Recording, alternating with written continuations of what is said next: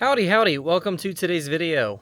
Today we'll be doing some driveway mechanic work for the old Ford Explorer here. This is a 2008 Ford Explorer with the 4-liter V6. And my brother, who's the primary driver of this vehicle, told me the other day that it was stalling out on him. It was not starting upright and it was running real rough. Fluctuating in throttle, just going up, going down, and not holding a proper idle. So I hopped in myself, I started it up, I took it for a quick test spin through the neighborhood, and I verified pretty quickly that this was an issue. If you start it up, it cannot hold a good idle. Just to show you what we're looking at here.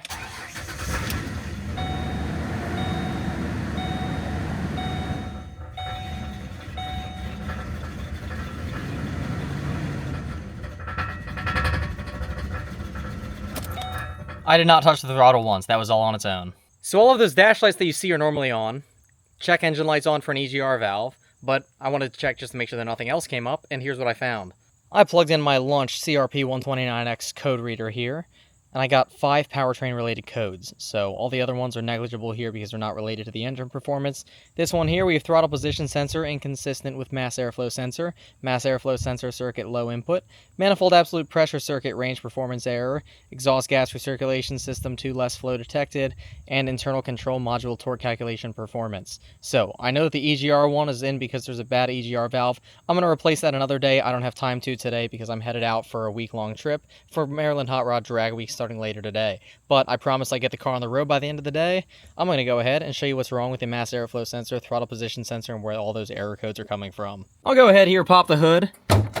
Find the hood release, there we go. Lift her on up. And I'll show you what I found. Now, like I said, all of these errors that we're getting are clearly showing that this is an air-related issue. Obviously, you need fuel, air, and spark for your gas engines here. So I went ahead, I figured I'd start by just taking off the air box, checking the filter, and then making my way back, just to make sure I don't see anything too off or odd. Air box just kind of pops out those clips here and slides out here. You can see she is out now. And if I pop that, we have our air filter here. Looks pretty clean inside the air box there. I don't see anything going on too crazy with the mass airflow sensor, so don't want to complain about that. If I take this filter out, just to flip around the underside, see what we're looking at. Dirty. I've got a replacement, but still nothing that would cause concern. Making my way back, however, I decided to take a look at the mass airflow sensor, as that's my next step back. And looking closely at this wiring harness here, look at this. Look at all of those chewed apart wires here. So I don't know if that's just abrasion over the years, if that's heat breaking down, but that is not good. I mean, several of those are disconnected, several are disintegrating as we speak, but even just one of those is going to start to cause problems, not being connected right. So I don't like it. To fix this, going from the bottom up once again, I have a Wix air filter that I'm going to go ahead and throw in there once I'm done all of this. I have a new standard motor parts, wiring harness, and pigtail end plug. And while probably not necessary, I just wanted to replace it as well. I have a new mass airflow sensor also made by Standard Motor Products. Now to get this out, there's a little red pin right here. I'm going to pull it back. I can just kind of work my fingernails underneath it there, and then that releases it so you can push down this tab and pull it straight out. I'm going to try to pull back this wire loom a little bit. It looks like there's some tape, and it looks like there is also some just plastic wire loom, mold, whatever you want to call it, that just sleeves over top of it. Pull it back as much as I can. Cut the tape off a bit. That'll give me enough room to kind of peel this back here, give me access to the wire, and then give me room to splice in some new wire. So it looks like we had one that was totally disconnected, one that was fully connected, one that was fully connected, another one totally disconnected, another one maybe fully connected, and then this one in the middle which is split. So once again, I don't know how that happened, but that's obviously not good. In this box here, I have my new connector that's going to fit in right here. Go ahead and unbox that for you. Show you what all's inside. You can see that there is a new plug end right here, which, once again, fits right on top of here, just like it should. You'll have all 6 wires here. 1, 2, 3, 4, 5, 6. Electricity doesn't discriminate. It doesn't care what color it is as long as it can travel through. So as long as I color coordinate which ones came out of here to which ones go on here to which ones will come through here, we are good to go. This has a little 90-degree shield on it. I don't know why. I'm going to try to kind of pop it off there just to make it a little bit easier to work with. See if I can wiggle it back and make it a little bit easier to trace out which wire goes to which. You know what I'm saying? There we go. So I'll be able to clearly distinguish which ones go which. I'm going to line it up to make sure that it's the same one as here. So like the green on the right will go to this green one here. The one right here will go to this one right here. I don't know how much sense I'm making, but you just want to line them up one for one. So if you label them 1 through 6 going this way, 1 through 6 going this way, just make sure whichever ones you cut, you pair to the same places. I'll leave a bit of extra slack on here just in case I ever do need to come back here and do any kind of splice work again. I'm going to hope not, but once again, I said I'd cover everything that came in that package. There's that, and then there's 6 of these heat shrink butt connectors too. So I'm going to get my strippers out of the car, I'm going to get my splicing tool, or not my splicing, my crimping tool out of the car, and I'm going to get my heat gun because these look like they are heat shrink connectors. So let me go grab that for you. I'm going to start in one by one. I'm going to cut these back to somewhere where it's good to work on. Chop this off. And truthfully, you can tell me in the comments if you know, because I don't. I don't know what each one of these wires does. So as far as I'm aware, the mass airflow sensor was completely non-functional without the amount of wires that it was missing. Could have still been partially working, or it could have been giving a super high or super low reading. If you know, please inform me. I'm not a mechanic. I just like to do my own DIY projects and share them here on the interwebs with you all. But once again, this is what we're going to model it off of. So I'll keep this aside here. And while I'm going to cut some off, I'm definitely still going to leave some length on here. So I'll probably pull it back. Obviously, I don't need a sensor with a harness that long on it, so that's why I'm going to cut it back. Probably cut it back about halfway, honestly, maybe where my thumb is. It'll still give me more than I'll ever need, but it'll be nice to have it in case I do decide that, you know, I need to cut it back some more. So I've still got some broken wire here. I want to feel it up, make sure the insulation feels all right. It does feel pretty good, all things considered, even though it is pretty shredded up here, so I will cut it back just a little bit more. I want to try to get these a little bit even if I can. That's less so necessary, more so my, I don't know, slight little perfectionist, OCD, whatever you want to call it, within me. So we'll call that good.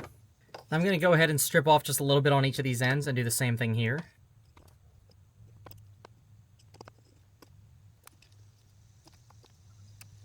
Got all of our ends stripped off here. Twist them up just a little bit. And do the same thing here.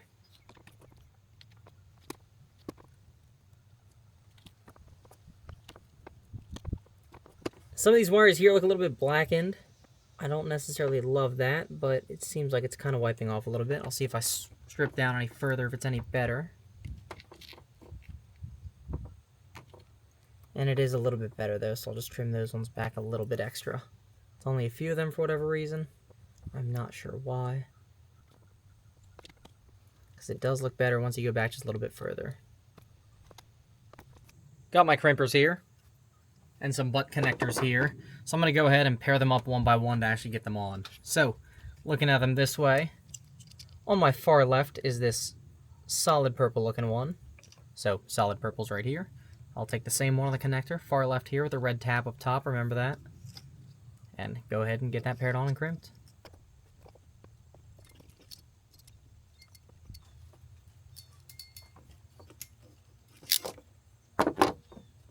Hit it a couple of times, give a little tug test, and it's in there pretty good. Now, of course, there's no right or wrong time to heat shrink, and not all of these connectors are going to be heat shrink connectors, but I like to do it one by one if they're connectors like this. So I'll let my heat gun warm up a little bit, and give it a nice warm little hug just to freeze them up.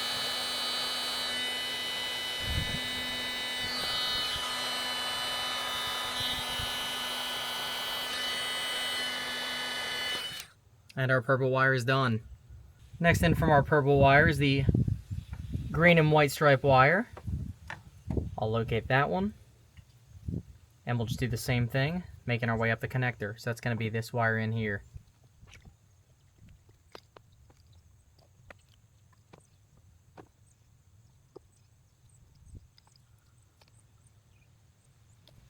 Super thin strands on these wires. It's not making it very fun. Doesn't want to go in too easy on me.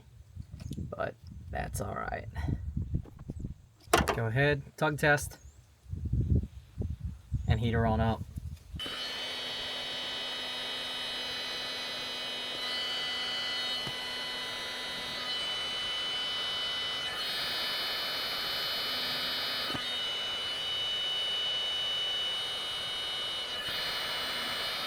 Give that a second to cool down.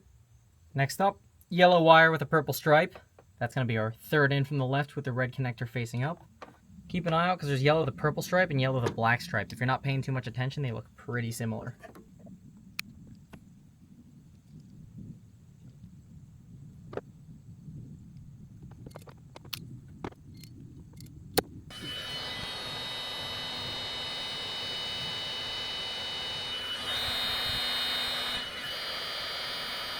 Next is our solid blue wire here. So that's number 4 in from the left.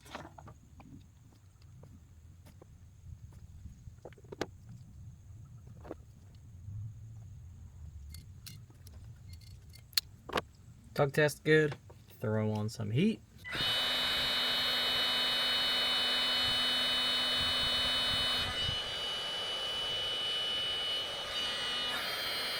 Fifth in from the left is that, I guess it's more of a black with a yellow stripe that I was talking to you about earlier. Same deal as before.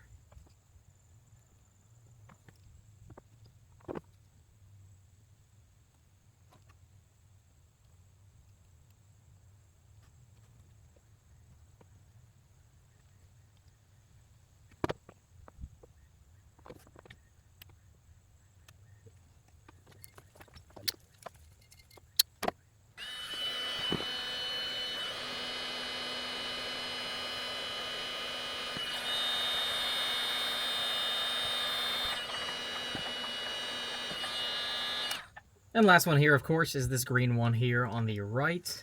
If I check this one, you can see that my wire on the far right is still loose. That one just taps in with this here. Same deal as every one before.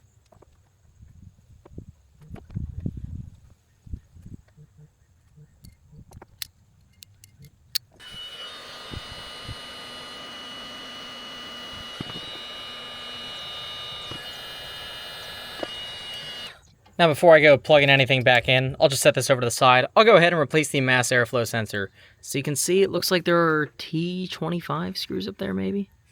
1, 2, I'm not sure. I'll verify that for you in a second. T20, I was close. Gotta give me some props there, but should just unscrew down here and unscrew up at the top. And then pull straight out. Pretty straightforward. Keep the screws over here on hand.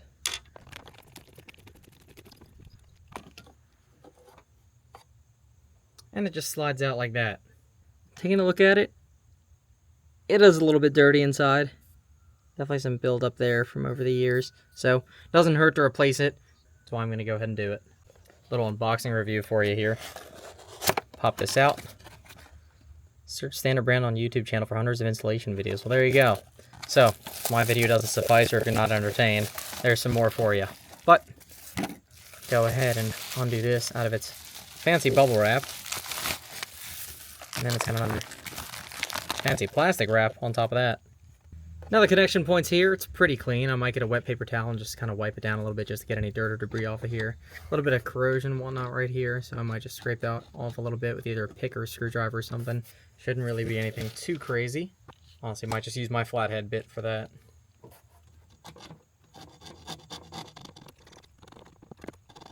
Realistically, these don't need to be stupid clean. It's just got to be able to make a good mounting surface around here. This more so just holds it on where the screws go in, obviously. So that'll be adequate. Wet paper towel here. And obviously, like I said, you got some air coming in here, so I don't want to saturate it per se, but just want to get the edges cleaned up a little bit. Got the dry side here. You can see some dirt was cleaned out. Just wipe that down a little bit. Once again, don't want too many towel fibers stuck in there. Toss that off to the side. Let it air dry for a quick second. The new one will go in the same way the old one came out. This little piece is going to face closer to the air box here so that air can flow through it. So I'll go ahead and slide that in. And then use those same attachment screws to tighten it down here. Now one of the parts of the instructions that come with this say not to over tighten it. I mean, I feel like it's pretty obvious to tell when it's over tightened or when it's not. If it feels like it's about to snap out of there or you feel like you're starting to get from righty-tighty to righty-loosey again. That's too tight. But, just go. I'm going to go until it's snug. Even up both sides as best as I can. Snug up on the left. Snug down on the right. Double check it. And then we'll call that good. So, I'm going to go ahead now and plug this in. Obviously, I don't have anything buttoned up back together yet. But if I can plug this in and it can get a decent reading here, then I'll at least be able to get an idea of whether or not it's working. I'm not going to worry about popping in the air filter until I button everything back up, but I should be able to go in, clear the diagnostic trouble codes, run it, and then it should hold a good idle, as long as nothing needs to be reprogrammed. Code reader is plugged in, 196,158 miles in the odometer, so I'll go ahead and just go through the menu here. You can see all those other diagnostic trouble codes that I was talking about before. But all of these throttle position sensors, all of these mass airflow sensors, all of that, I believe, stems back from that bad little connection there. So I'll go ahead and clear the code. Should come back reading at least 0 on the PCM. And the one that we have is OBD system readiness test incomplete. So I'm going to go ahead and start it and see if it'll idle right.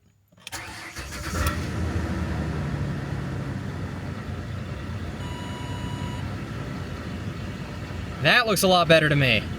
Still idling fine, but just for the heck of it, I'm going to hit diagnose again, auto detects, and run it one more time. Now, idle is definitely holding on the higher side right now, but it also always really has in this car until it starts to cool down a little bit, and then it kicks down. For whatever reason, the fan kicks on full speed when this thing starts up, and I don't know why, and then it kicks down to about 800-900, which is where it's sitting right now, until you put in a drive, and then it gets down to about 600-700. So it sounds good. Code reader picked up no more error codes, and the check engine light remains off. All sounds good to me.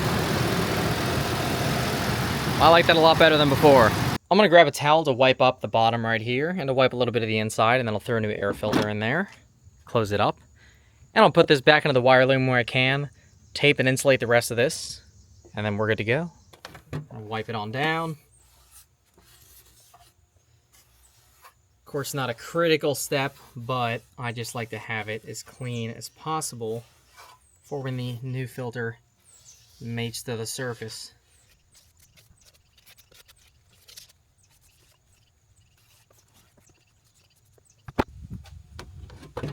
New Wix filter here, slides right in there and fits perfectly. So once again, I'm gonna kind of jam this around this coolant bottle because it's a little goofy the way that it goes in. Shimmy it on down there. Tabs in the back here. Put that on. Lift it, clamp it.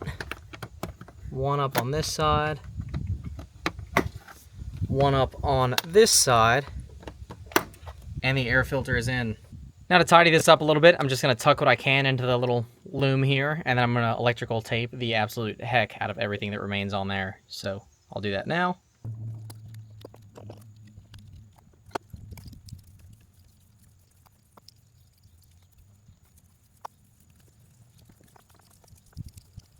Alright, so I use Temflex 165 electrical tape for that. It's got pretty good heat resistance. If it does start to deteriorate or anything, I'll go ahead and make sure that I put on a stronger, more heat resistant tape, but this should be plenty strong. The engine bay gets hot underneath here, but not hot enough to degrade this, so that should be fine. A little bit extra on the loop, so it's not as super pretty as it was before, but it's functional. If I ever need to cut back and trim anymore, I have it. I'll close the hood, take it on a test drive, and as long as that goes good, that'll be the end of this video. Totally unrelated, but the sunroof is leaking, I guess, because there's water pouring in from the ceiling, so that kind of sucks. Anyways,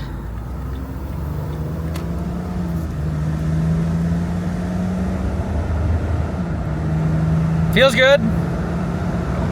I like it. Feels like it did before. Well, that's going to be it for this video. Test drive went smooth. The only thing that went wrong was the leaky sunroof, which is obviously completely unrelated to a mass airflow sensor issue.